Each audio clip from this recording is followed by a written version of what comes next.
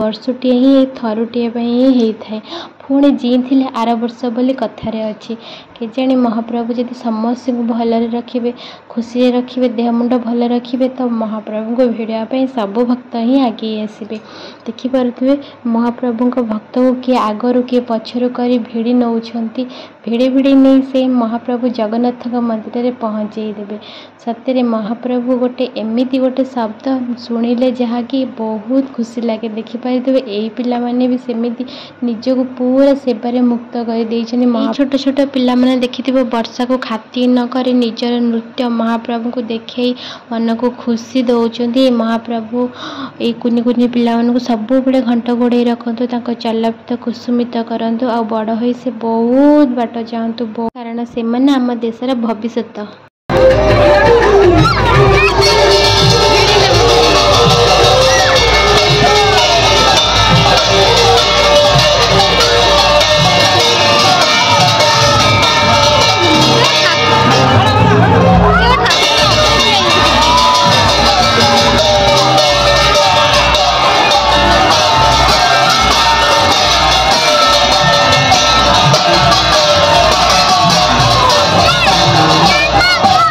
कथार अच्छी गोटे नारी मन कथा बुझीपे आ गोटे नारी को ईर्षा करें गोटे नारी को नारी देखी ही जली जापे नारी ही सबुठ श्रेष्ठ सेमिति जेहेतु सुभद्रा रथ नारी ସେଥିପାଇଁ ସେ ରଥକୁ କେବଳ ହିଁ ନାରୀମାନେ ହିଁ ଟାଣନ୍ତି। ଏଇଟା ନିଶ୍ଚୟ ଜାଣିଥିବେ ଆପଣମାନେ।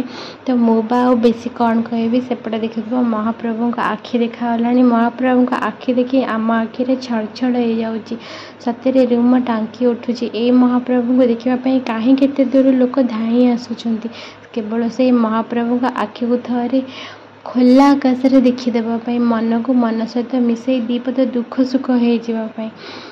ଜଗତର ନାଥ ଜଗନ୍ନାଥ ସମସ୍ତଙ୍କୁ ଘଣ୍ଟ ଘୋଡ଼େଇ ରଖନ୍ତି, କାହାରି ଦୁଃଖ ସେ ଦେଖିପାରନ୍ତିନି। ସେ ସିନା ଆଜି ପୋଡ଼ପିଠା ଖାଇବେ ବୋଲି ଧାଇଁ ଆସିଛନ୍ତି ମାଉସୀ ମା ପାଖକୁ। ସେଇ ପୋଡ଼ପିଠା ଖଣ୍ଡେ ଖାଇଦେଇ ପୁଣି ବର୍ଷ ଯାଏଁ ସେ ରହିଥିବେ। ବର୍ଷକୁ ଥରେ ସେ ବାହାରି ଆସନ୍ତି ଖୋଲା ଆକାଶରେ ପୋଡ଼ପିଠା ମାଉସୀ ମା ଠାରୁ ଖଣ୍ଡେ ଖାଇଦେବା ପାଇଁ, ଭକ୍ତକୁ ଦର୍ଶନ କରିବା ପାଇଁ। ମହାପ୍ରଭୁଙ୍କୁ ଦେଖିଦେଇ ବଡ଼ଦାଣ୍ଡରେ ବହୁତ ଖୁସି ଲାଗୁଛି, ବାଙ୍କିରେ ରହି ବହୁତ ଭଲ ଲାଗୁଛି। ଏଇଟା ବି ମୁଁ ପ୍ରଥମେ କହିବି।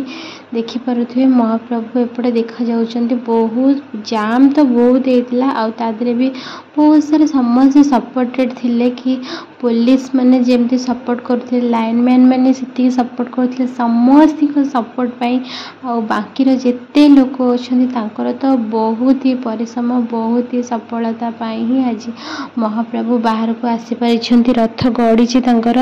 ନିହାତି ଯଦି ଲୋକମାନେ ସପୋର୍ଟ ନ କରିବେ, ସେତିକି ଦେଖିପାରୁଥିବେ ଏଠି ସମସ୍ତେ ଆମେ ରଥ ଦେଖିବା ପାଇଁ ପଳେଇ ଆସିଛୁ। ଛୁଆ ତ ବହୁତ ମନ ଖୁସି ଆନନ୍ଦରେ ନାଚୁଛନ୍ତି, ମନ ଖୁସିରେ ପୁରା ମହାପ୍ରଭୁଙ୍କୁ ଭିଜେଇ ଦେଉଛନ୍ତି। ବର୍ଷା ବି ସତରେ ସାଥ ଦେଇଛି, ଯେମିତି ରଥ ଗଡ଼ୁଛି ସେମିତି ବର୍ଷା ନାଦି ଦେଇଯାଉଛି, ଯେମିତି ରଥ ରହିଯାଉଛି ସେମିତି ବର୍ଷା ଥମ୍ ହୋଇଯାଉଛି। ସତରେ ମହାପ୍ରଭୁଙ୍କ ମାୟା ଅନେକ, ତାଙ୍କ ମାୟାରେ କେହି ପଶିନି, କେହି ପଶିପାରିବେ ହିଁ ନାହିଁ।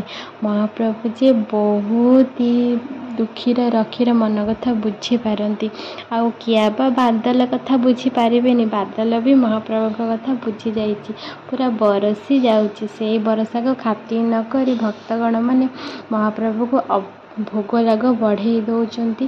ଯେହେତୁ ତାଙ୍କର ବହୁତ ହି ପ୍ରିୟ ପୋଡ଼ପିଠା, ସେଥିପାଇଁ ତାକୁ ବି ବଢ଼େଇ ଦେଉଛନ୍ତି। ମହାପ୍ରଭୁ ଆନନ୍ଦରେ ଖୁସିରେ ଭକ୍ତଠାରୁ ପ୍ରସାଦ ଗ୍ରହଣ କରିଛନ୍ତି, କରିକି ପୁଣି ଯାଇ ତାଙ୍କ ସ୍ଥାନରେ ବସି ପଡ଼ିବେ।